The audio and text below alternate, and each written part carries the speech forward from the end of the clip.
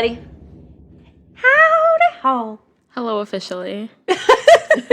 Yes. Hello, everyone. Hi. We literally just talked About daddies. About daddies for the last 10 minutes. And if you want to hear it, you can go on our Patreon. About daddies and me being like actually medically dehydrated. Oh, God. That was a rant and a half that we just had. Yes, it was. Oh, shit. So it's been like all of 5 minutes since we recorded the last episode. Again, I don't know what I'm talking about anymore. I think the wine is starting to hit me. The daddy make coffee. Daddy's in the process of making coffee. Coffee. I can smell it. Me too. Hazelnut. Nut. Thank you, Daddy, for making the hazelnut. No, not November, y'all. Oh, Jesus Christ. 5 minutes into November, and I've already. And daddy makes hazelnut coffee.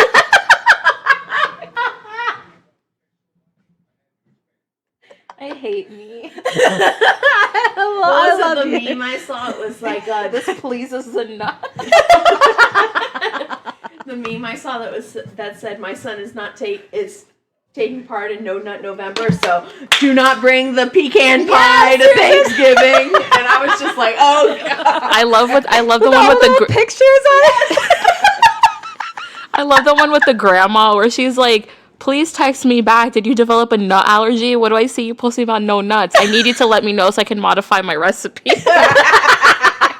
Like, it's so cute, but it's like, oh my God. she's like, did you develop a nut allergy? You need to let me know.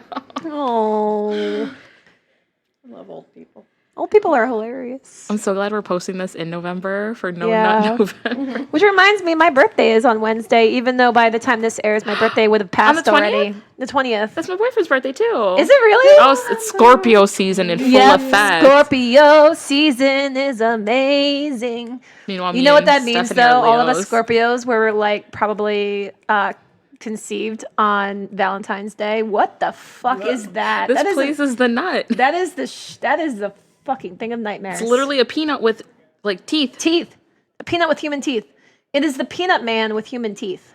It's not the peanut man, but It looks like the peanut man with human teeth, and it is horrifying. I love it. I hate it. This pleases the Thanks. nut. I It is, hate it. It's awful. But yeah, no, my birthday's on the 20th, and by the time this airs, it would have already been passed. Forgot to mention it in the last one, but that's Scorpio okay. season. Scorpios are the best, man. We are awesome. Leos. Yeah. I mean, surprisingly enough, everyone says Leos and Scorpios will never get along. Scorpios are the ones I get along with the most. Oh, check it out. Yeah. Yeah. We're pretty crazy. If we're all like in the same mindset, the energy is unmatched. But I think we can all agree Geminis are the worst. Geminis, female Geminis, and male Cancers. I'm sorry. Yes. Okay. My brother's a Cancer, and he's the one that has the negative energy. Oh shit. Oh God, is That he like explains. crying all the time? No. Yo, it's like that just meme. Your space racism. Oh my God. Zodiacs aren't real. Then why are you crying like a Cancer? Shit. Well, what's your zodiac sign? I'm a Leo. Okay. And you're a wait. I am a few days after Leo season begins. Okay. Wait, Nicole, you're I'm a Leo. so you're a Leo too. Okay. So yeah, 2 Leos and a Scorpio. That Wow. sounds like a joke that's about to happen. 2 Leos and a Scorpio Walk walking into to a a bar. Yes. God, the fucking boomers are high-fiving. We're millennials. We're millennials. Thank you I'm very much. technically, see, I've always thought I was a millennial because I'm 1995, like the last millennial, like the last unicorn. I was just gonna say it sounds like a movie. Yeah. A plot to a movie. The But last it's like with millennial. all these like memes and everything, I'm like, no, I think I'm definitely on the cusp of millennial and Gen Z. And then now like somebody posted another thing. It's I like, did. no, yeah, 95 is Gen Z. And I'm like, I'm just gonna fully embrace it. Do it. I was born in 82, so definitely a millennial. 91. Yep. Yeah, I'm the youngest one here. I'm the stupidest too. No. Dumb bitch energy. Oh, This shit. pleases the nut. Please, November. Oh God, that nut is a thing of nightmares. I'll I post can't. it. I'll I post it on the cannot page. get that out of my head now. You're welcome. I'm also We sorry. probably should have gotten like lunch beforehand because we're like real Anyway, chatty. so We need to actually get into the spooky things of what we're here for. yes, Yes. Who? So you went first last time. did. Do you want me to go first, Nicole, or do you want to go first? What are you guys gonna talk about? I'm We going to can talk cut about this part out. a serial killer, and some ghosty stuff that happens in this house. What are you talking about? Protocols of the Elder of Zion. Okay. I'll do Tulpas and Slender Man in this one. Okay. So do you want to go first? Or do you want me to go first? You can go first. I'll go Okay, next. cool. All right. It's probably best that I go first before the wine actually fully hits me. Oh, fuck. All right, so I decided to do a story about a serial killer. His name is Herb Baumeister. Baumeister. He was born He was born on April 7th of 1947, and he died on July 3rd of 1996. He was born in Indianapolis, Indiana, which is actually where my dad was born. He was the oldest of 4 children. During the onset of adolescence, he began exhibiting antisocial behavior. Acquaintances recalled Herb at a young age playing with dead animals and urinating on a teacher's desk. Me. When he became... What?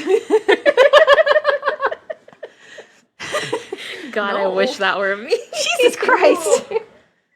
I don't need to sit here and picture you squatting on your teacher's desk and urinating on it. Nobody told you to. Well, you said me. When he became a teenager, he was diagnosed with schizophrenia but didn't receive any psychiatric treatment for it. He attended Indiana University for a semester in 1965 before dropping out, yet he returned in 1967.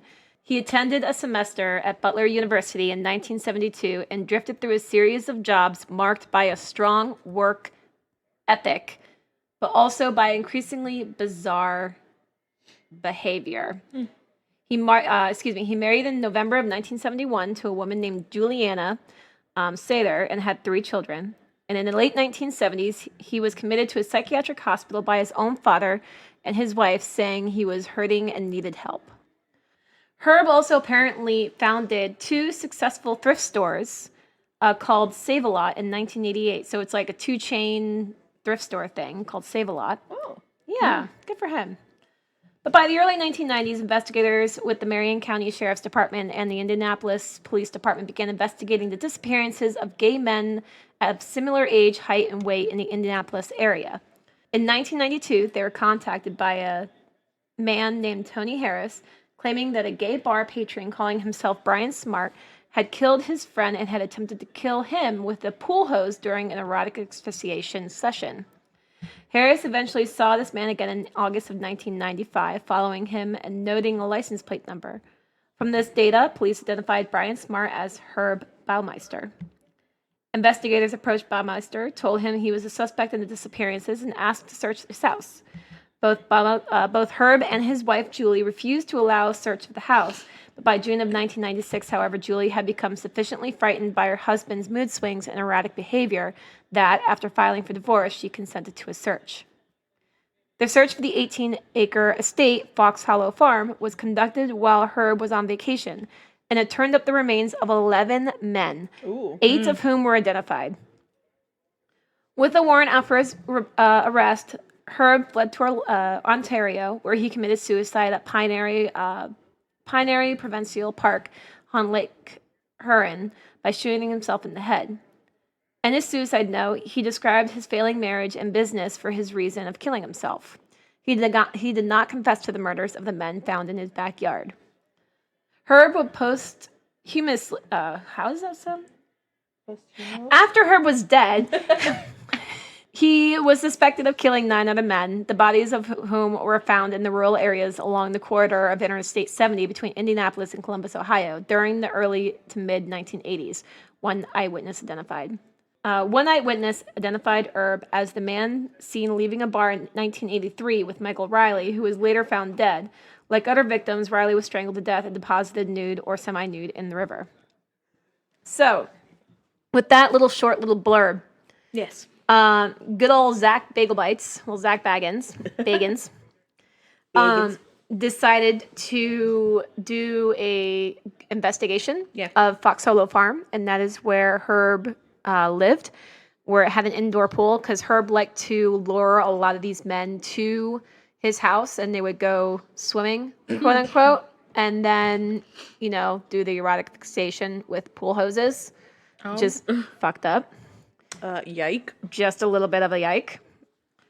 So apparently some people say that Herb still haunts the home today.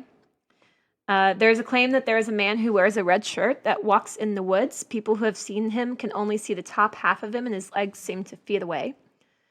During the episode, while setting up equipment, a loud bang was heard in the pool room where a lot of the killings had took place. Mm-hmm. Zach went into the basement with a REM pod at the end of the stick to try and talk to Herb. And while asking if there were any victims, Zach claims that he saw a mist, and then an EVP was heard saying help as if he was gasping. During a spirit box session, they asked for the spirit of the man who wears the red shirt. At first, they thought they heard Dan, but it turns out it said, "I'm dead." They asked who killed him, but the EVP came back saying, "I don't know." And when asked how many people were killed in the house, an EVP came through saying Herb did it. They then went out into the woods, because in the woods, that's where Herb dumped a lot of his bodies. Mm-hmm. He basically just dragged them out there and either burned them or just dumped them out there. Yeah. So when they went out into the woods to try and do an EVP session, and they asked if there was a gentleman named Alan that was there with him, to which they heard a response saying, "I'm here." They asked if they could take them to his body, to which Alan responded, "In the middle." And then when they walked a little bit further in, they heard a voice saying, "Found it." Oh, wow. While Nick was in the garage apartment of the property, there was a single knock on the door from a door knocker while nobody was outside. So when they walked in the closet that was in the apartment to get some EVPs, there was one that they asked if there was anybody in there, and they heard an EVP say "here." And when they asked if there was anybody else, and they got and as they were walking in, they had an EVP that said "getting close." There's also a film really quick that I quickly took a look at that was on Amazon Prime called The Haunting Fox Hollow Farm on Amazon Prime. And the only thing that I could see at the moment when I was watching was an EVP that said, "You're so fucked up, turn off." So, yeah, It was weird.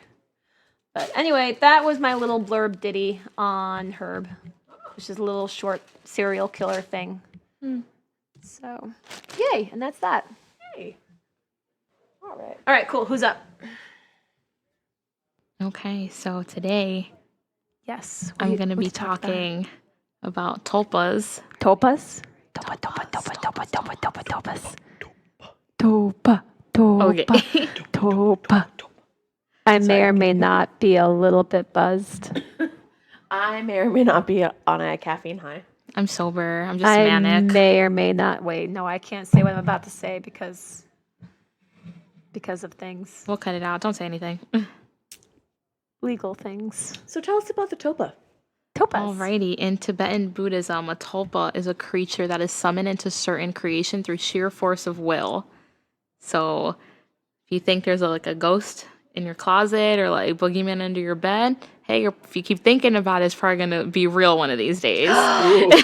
Yo! That's the lady in the... I want an imaginary friend, so I'm going to start believing that now. Yeah, so people like to call it a lot of the times too, the imaginary friend. No shit. Okay. Yeah, since the 1970s, the term has been used in Western culture to refer to a sentient sapient being co-inhabiting with a host's consciousness. Mm-hmm. Sorry, dyslexic again. Some consider a tulpa a little more than a hallucination or an imaginary friend. Others believe that tulpas are sentient, self-aware entities sharing a brain with their host. The act of hosting tulpae is the plural apparently, is known as tulpamancy. That word, I don't know. Tulpamancy. Yeah, tulpamancy. It's like necromancy. Necromancy, but with tulpas. Yeah. Certain online communities have grown around the concept in recent years with r/tulpas on Reddit and tulpa.io being two of the most popular evidence for the existence of tulpae as legitimate, autonomous, self-aware beings remains unconvincing. As very little psychological research has targeted the phenomenon, most evidence is purely anecdotal, and the research that does exist employs descriptive methods only. Research conducted on dissociative identity disorder, referred to in previous iterations of the DSM as multiple personality disorder, is provocative, sorry. However, in that it challenges the widely held intuition that a human brain can support only a single sense of self. In any case, what is clear is that additional scientific study of the topic is well warranted. Okay. So, Okay. yeah, it's kind of like the whole big science spiel history of it, but kind of segueing into a well-known that could possibly a tulpa if we keep talking about it, what most people do believe in. The tulpa effect is kind of a theory on the creation and existence of a very well-known creature, Tall creature that hangs out somewhere? Is it the Slender Man. Oh shit! For those of you that may not know, if you live under a rock the past couple of years, Yeah, right. the Slender Man, also just known as Slender Man, is a supernatural creature with very particular characteristics and abilities. Slender Man was first mentioned in the Something Awful forums create paranormal images. So he's technically not real. He was created by someone just who can creepypasta. Yeah, who can make the creepiest cryptid type creature and he won. Did he win? I don't remember if he won or not, but his was really good. I think he won. Yeah, because of just how explosive and because the photos look so real. Because it literally just it became part of our society. Is basically our culture in some ways. Yeah, and a lot of the times, in the pictures you will see people Photoshop and stuff. He generally appears in modern times as just a tall humanoid creature in a black or gray suit, red or black tie, and a white shirt. His face is totally white, just completely blank, no facial features, nothing. I know you guys know what he looks like. Oh, it's so creepy. He has no hair. It generally has a normal-looking bare hands at the moment. His fingers are very long and bony. Slender Man has been depicted in imagery and literature at anywhere between 6 and 15 feet tall, depending on the situation. Yep. Though in certain videos that people have made, he's usually only around 6 to 7 feet tall, because it's normally actors and stuff. Yeah. But because of his inexact nature and differences between accounts, no one has yet determined what exactly Slender Man is. What is he? Yeah. Because if you see, he gets, the tentacles and everything come out half the time. Yeah. You've never seen his tentacle arms? No, I have. Have you seen the movie? Have you guys seen the movie? No. The Slender Man movie? No. Just looking up photos of him so again creepy. after so many years. I'm it's very unsettling. The Slender Man movie actually does a really good job of depicting just how his arms act. Yeah. In a sense, if that makes any sense. It's weird. Okay. It's creepy, yeah. It is creepy. I blacked out for a second, sorry. I think I did It's too. just the sober one. Yeah, right? In relation to Slender Man, the idea of the intentional creation of Slender Man as a tulpa came as early as August of 2009, after he was first thrown around in the Something Awful forums. The idea is still carried today by some in Slender Man-based communities, specifically Slender Nation, although the various separate evolutions of the Slender Man creature have created varying beliefs, traits, descriptions, and actions, and no longer include a single unified description of Slender Man from which a tulpa could be created. Core theory, which is another one, centers around the idea that the Slender Man was created as a tulpa in some way in the various ARGs and acts as an in-game reasoning as to his existence and slight differences among the various series. Some have worries over the unintentional creation of a slender woman. Whoa, what? Tulpa due to the popularity of the mythos in present day. Others believe that the tulpa effect may have some serious real-life repercussions with the creation of a real Slender Man. So people keep thinking about it it started out as just something fake, but people keep thinking about it just willing it into existence. And like, Yeah. could it be real now? Oh, that's fucked up. Yeah, because some people truly believe he's real. Well, I mean, there were those two girls. And that that's exactly decided- what I'm going to talk about. Yeah, there we go. I'm going Yes. to stop right there. Segue. Segues. High five on the Segue. segues. I just did a boomer high five. It was the best. Disgusting. It was the best. Disgusting, Nicole. How dare you? I'm How sorry. dare Gen Gen Z Z. just Gen Z. Well, back on the story. I just love Erica's daughter Emma. She has like these light up sunglasses, and I'm just like entranced. I'm like a moth. You are the moth meme right now. is what you Literally, are. lamp. Lamp.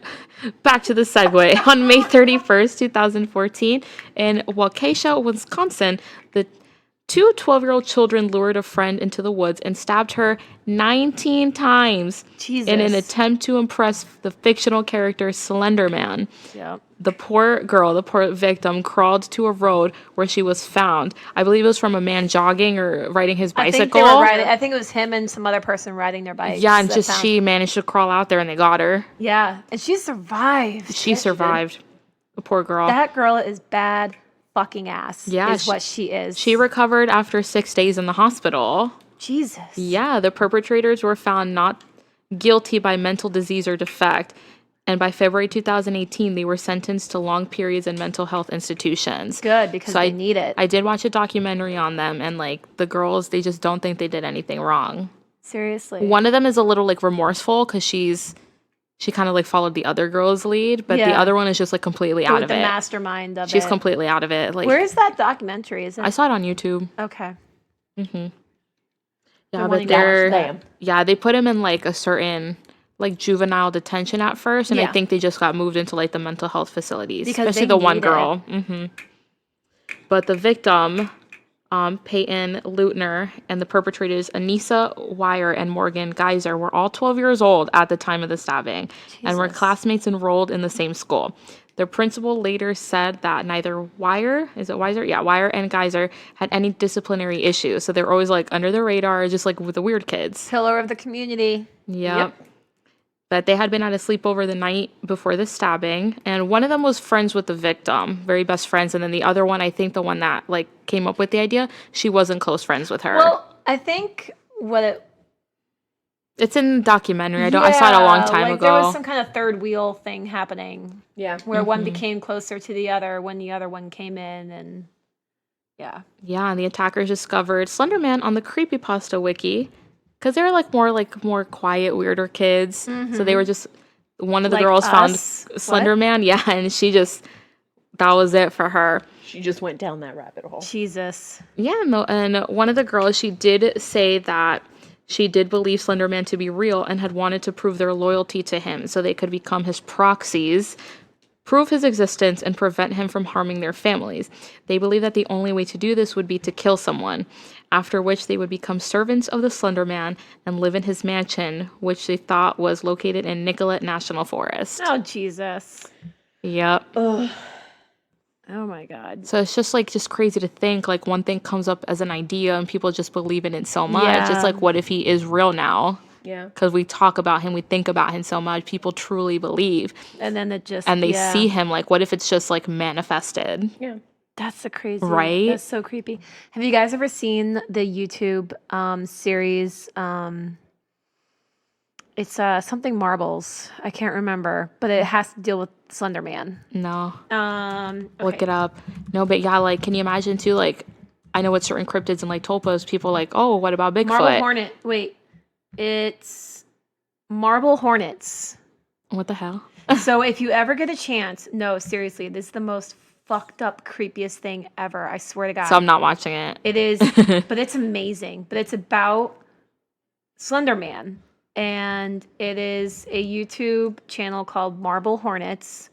And it basically has like all these entries. It's kind of like found footage type of deal. Okay. About Slender Man and like all this shit. Oh my God. I used to be so scared watching back in the day people playing the YouTube game. It is so Yeah. creepy. It was horrible. The what? Lost The which one? Pages or something. Slender Man. The Slender Man game. I've heard of it, but I've never seen it. But I heard it was crazy. It's so creepy watching people.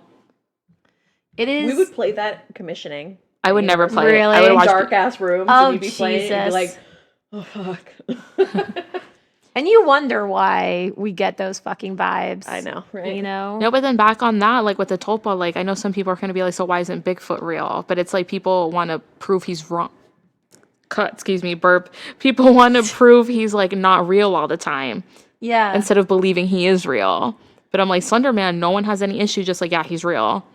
But it's So like, that's but there's probably why, no, yeah. but there's no quote unquote proof that he is real. But there's been quote unquote proof that Bigfoot is wandering around somewhere. But it's like more people would believe in the Slender Man than they do in Bigfoot. Yeah. that's the craziest They're thing. scared. They're more scared of the Slender Man than they are of Bigfoot. Dude, I would prefer Bigfoot over Slender Man any Me fucking too, because day. Slender Man's scary, which is why he's Exactly. manifesting into a real thing. Exactly. People buy into fear. Yep. Yep. That's the big thing. Yeah. Oh man, I would prefer Bigfoot because at least You Bigfoot you can explain Bigfoot more you could. than you can the Slender Man. Yeah.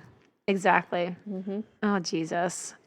But yeah, that's it. That's crazy. Everyone's gonna keep thinking about it and just we're all God gonna damn it. Now I want to watch manifest Marble Hornets Tulpa. again. Well, speaking of things, if you think about it enough, it becomes true, or you start to believe it. Oh fuck, what a All the segue. segues, man. I know we know what she's talking about, so we're just like Segway oof. City. Yes. So today I will be covering the protocols of the Elders of Zion. Ooh, conspiracy. Is that like Yes. Scientology? No, I'm kidding. No. Yo, I'm gonna end up disappearing after So this. Oh my God, we'll protect you. I promise. So pretty much the Protocols is an anti-Semitic pamphlet published in Russia at the end of the 19th century. And it purports to be the minutes of meetings held secretly by the Jewish wise men plotting to control the world. In this, it exposed many times as a forgery. The Protocols has nevertheless continued to be translated, published, and distributed all over the world from the United States to Japan. From the Arab world to Latin America. Its legacy is alive and well today in the charter for Palestinian terrorist group Hamas, as well as among Holocaust deniers and conspiracy theorists, aka moi. She's such a huge conspiracy theorist. It's like not even funny. So the whole reason I chose this is because in the last episode we talked about me going to Auschwitz and stuff, and this pretty much was created to bring Jewish people to be the villains. That's crazy. And this is really what kind of formed Hitler's, or rounded out Hitler's belief. okay. So the contents of the protocols consists of 24 meetings during which the chief of the Jewish wise men explains how to turn non-Jews into slaves and how to take hold of various global institutions. Oh Jesus. The text contains a critique of liberalism, an analysis of methods that can be used to gain control of the world, and a description of the universal state to come. The book does not give details about the identity of the wise men, but the author of the minutes, the time and places of meetings, the intended audience, or the ways in which the manuscript was made public. Different editions give different accounts of where the manuscript was found. In some editions, it was discovered in the Chancellery of Zion, purportedly located in France. In others, it was obtained by a woman who knew one of the top leaders of the Freemasonry. Oh jeez. Another society typically associated with Jewish conspiracies.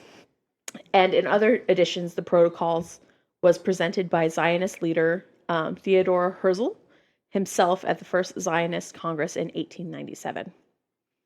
So, who wrote the protocols? Yeah, question mark.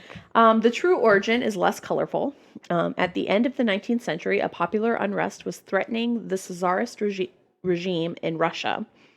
The secret police of the Czar, known as the Okhrana, aka the forerunner to the KGB, Oh shit. opened a branch in Paris with the hope of securing a Franco-Russian alliance.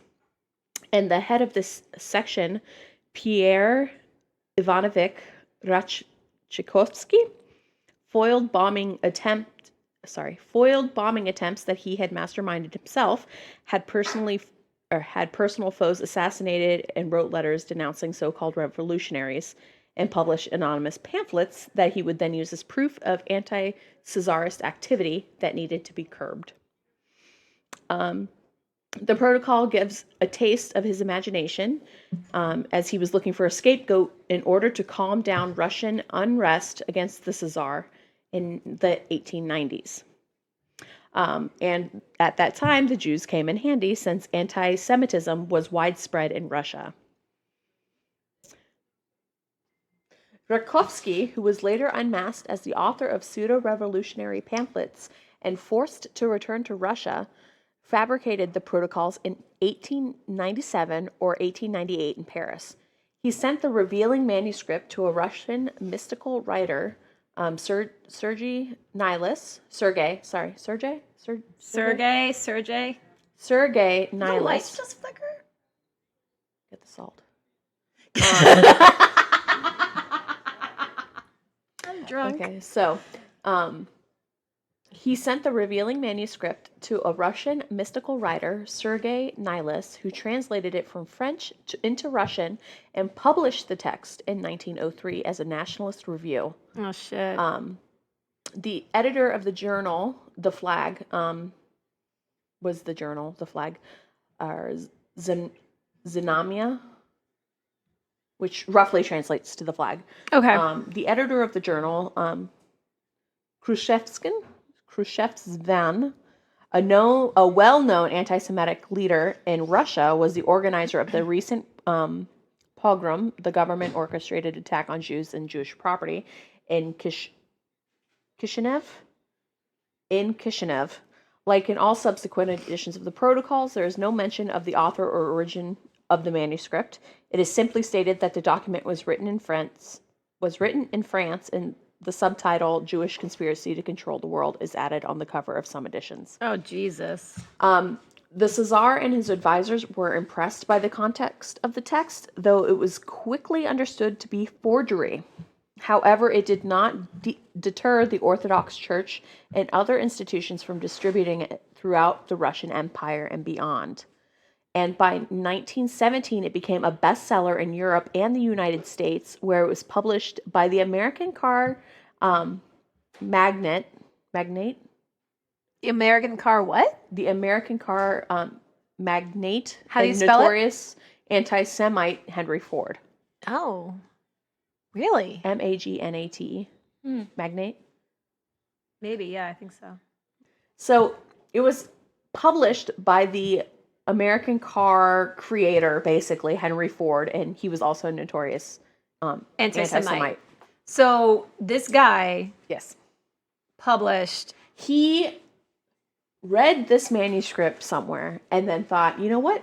It's true. So he then pulled it over to the United States and published it. This guy, the maker of Ford, Yes. did this. Well, I'm never buying Ford. Got it. Well, I mean, they're shitty cars anyway. They are shitty cars. Well, then note to self Stuck then. behind Sorry. one earlier today. Oh shit! Right? Dude, So ditto basically- too. Same here. So Fucking Fords. basically, the protocol's conspiracy to destroy Christianity and control the world includes a plan to take over the media, as laid out in the 12th protocol, where it states literature and journalism are two of the most important educative forces, and therefore our government will become proprietor of the majority of the journals. It will put us in position of tremendous influence upon the public mind.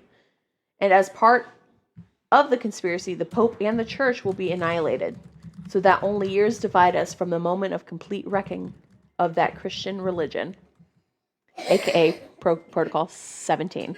Oh Jesus! So, the text makes the Jews responsible for present and past disasters, from the downfall of Christian monarchies to the French Revolution, and the advancement of liberal and bourgeoisie ideas. Oh man. Yeah, bourgeoisie. Yeah, you're right. Bourgeoisie ideas. The protocols contain a number of metaphors essential to conspiracy vocabulary, such as an invisible hand pushing pieces on a chessboard. The plotters are portrayed as poisonous snakes and spiders weaving their webs, and wolves ready to devour Christian sheep. The last protocols describe the future reign of the Jews in Christian terms, announcing the coming of a king of the Jews who will be the real Pope of the universe, Oh, the geez. patriarch of an international church.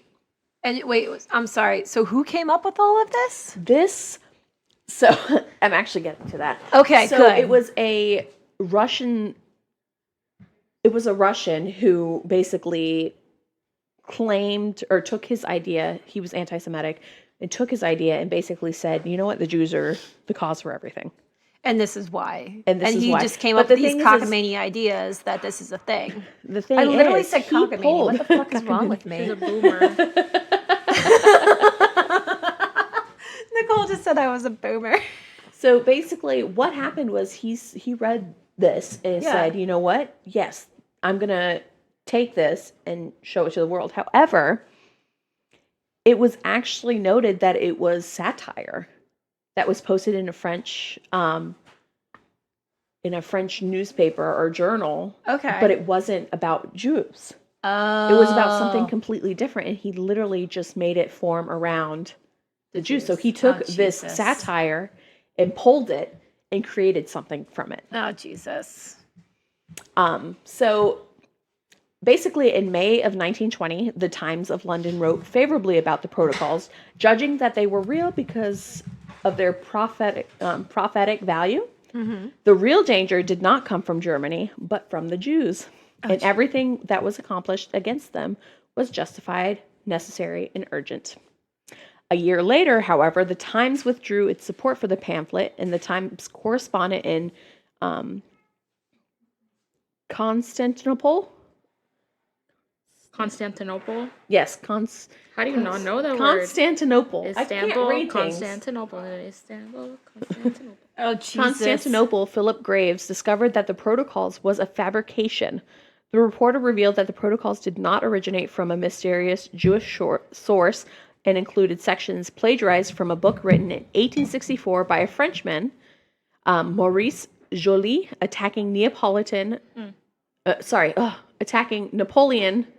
III and his policies. The protocols contain about 160 passages taken from Joly's Dialogue in Hell between Machiavelli and Montesquieu. A closer look at the protocols casts further doubts on its authenticity, and there is a large part devoted to the situation in France at the end of the 19th century. The time and place where the protocols were written. The original French text contains spelling errors, grammatical awkwardness, and a number of typical Russian language structures that divulge the identity of the author. Huh. So further confirmation of the protocols' forged nature came in 1935 during a trial in Bern, Switzerland, with the Federation of Jewish Communities in Switzerland sued a local pro-Nazi group for distributing copies of the anti-Semitic pamphlet. The trial became an opportunity to dissect the text and expose it as a hoax. Russian witnesses testified that the protocols was a forgery created by Rachkovsky for political purposes. But yet, the popularity and the legacy of the protocols continues to flourish to this day. Jeez. The Nazis did, in fact, find great inspiration in the protocols and used it to blame the Jews for Germany's defeat during World War I, the financial bankruptcy of the state, and the decline of the German race. Convinced that a Jewish conspiracy was in the works, Hitler mentioned the protocols in his tract Mein Kampf and in speeches. While the Minister of Propaganda, Joseph Goebbels, distributed the text widely. So later on in the century, the protocols became a bestseller in the Muslim world. The protocols help provide a denunciation of Zionism as the source of all problems in Arab lands, and an excuse for the defeat of Arab armies, and a reason for their slow economic development. The Palestinian Islamic groups Hamas, which now rules Gaza, has made excerpts of the protocols actual articles of its charter.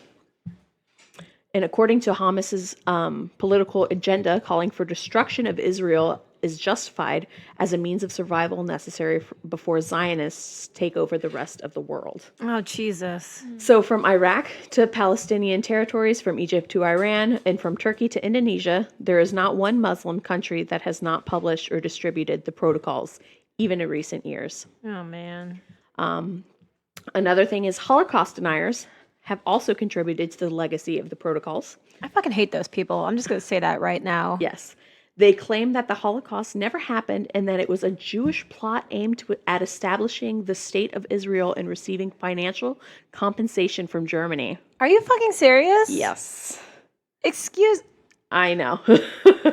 They cite that the protocols God. confirm their fantasies and that they provide editions in various languages on the internet. Oh, God. The fact that the text of the protocols continues to be reprinted, quoted, and recycled to this day remains a troublesome curiosity in the history of hoaxes and conspiracy literatures. So, that is basically the protocols of the Elder of Zion. Jesus Christ. That's a wild ride. So, yeah, this one, I think what it is like, shit, what was your thing called? Tulpa. Tulpa. It's like a tulpa. It is. These I can people see that, yeah. keep believing that it's a real thing when clearly It's not. It's not. It started off as a satire thing, not even involving the Jewish race. It was just, I think it was people going to overrun the government and stuff like that, like satire. You know, that's almost kind And of... Yeah. they pulled it, and it happened to be one person who was like, you know what? I'm going to use this to my freaking advantage. And Yeah. of course, an entire religion, an entire group of people is now being targeted. And because of this still being published and printed today, Yeah. people believe it's ridiculous. That's fucking insane. You know what's even like crazier? That almost kind of falls in line with like just mass hysteria. Yeah. In some ways, especially when it comes to like back in the witch hunts, like back in Salem, because that could have been in some ways a topa as well, if you really think about it, right, Nicole? No? No, this is just more of just mass hysteria because people were, you know, just not understanding certain things and Yeah, they just kind of want to believe what they want to believe. Yeah. I don't think that's a tulpa. That's just people. That's true. Being stupid. Yeah. People have always been trash, everybody. People, oh God, people are fucking trash. But not the ones who are listening to us. You guys are awesome. Thank you for listening to us. I'm just going to say that right now. Yes, thank you. Eat. But yeah, so that's what I have. That's a lot. It was a lot. That is a lot. Jesus. When I research something, I go hard. But it is something because we actually talked about it when we were in Germany, or when I was in Germany. Really? We actually talked about that, and it was something I wanted to bring up as well. Oh, that's because crazy. I know that is one of their big conspiracies over there. That's... And also, it's illegal to be a Holocaust denier in Germany. Is it really? It is. Well, that's good. Mm-hmm. That's It's also illegal to own any copy of Mein Kampf. Okay, good. You'll be fined and jailed, I believe. Germany's the only country that actually is like sad that happened. Yeah. It's because, once again, one person played on people's fear. Yep. Kind of like what's happening here right now. Yeah. Sip, sip. And that's the tea, sis. Yep.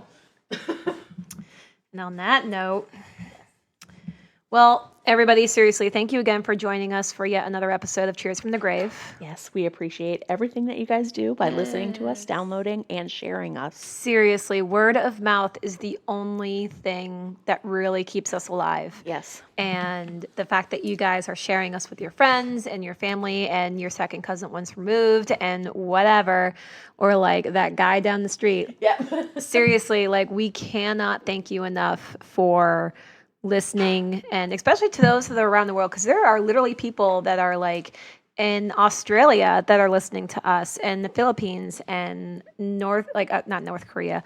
I would love to see somebody listen to us in North Korea. I want that to pop up. It'll be quite some time before that happens, but it would be amazing.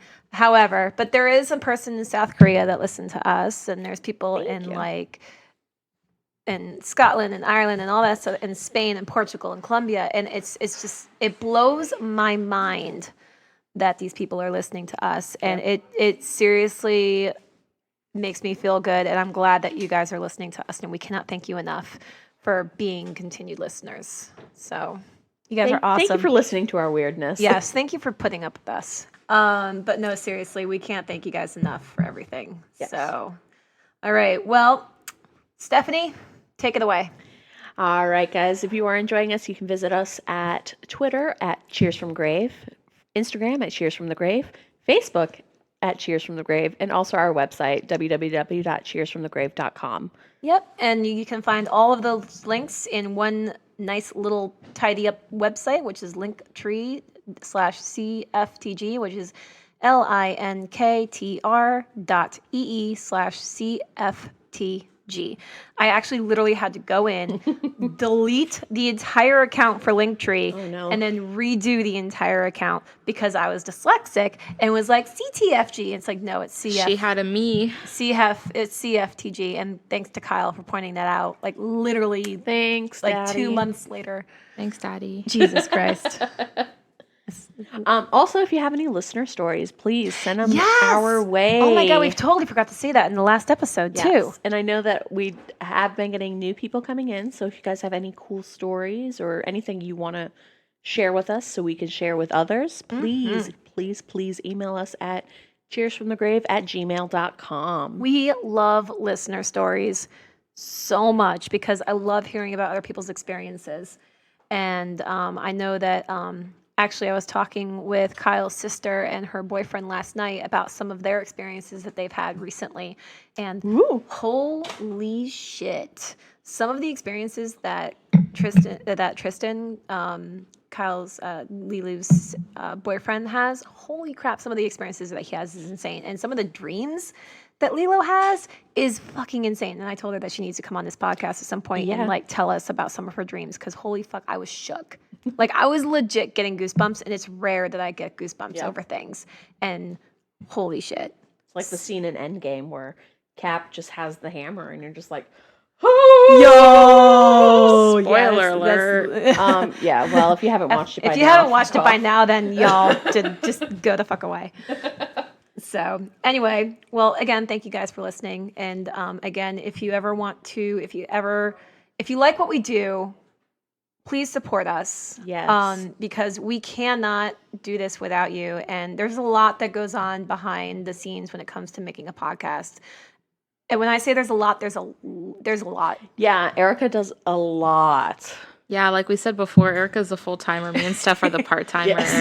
They literally just come to the... We just come here for the good part. They literally just come here prepared with stories and call it good. But there really is a lot that goes on behind the scenes as I'm like literally about ready to spill coffee everywhere.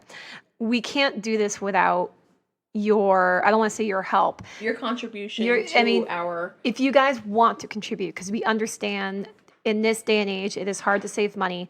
I myself am poor as shit. I get it. We do have a Patreon page that has a $2, $5, and $7 tier. The $2 tier is basically just, hey, I like what you do. Here's $2 a month to just kind of go towards like server fees and whatever and equipment.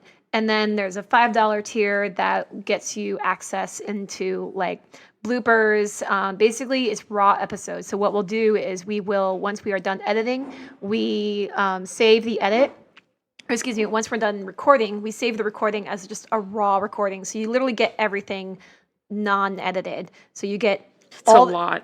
Which is a lot. Yeah. So if you want to put up with that and you want that, then join our $5 and above tier. And then we have a $7 tier where Nicole is willing to do tarot card spreads for you over Skype or however you guys want to work it out. That is something that you have to discuss with her. Yes. But it is a $7 tier, and that is something that is available.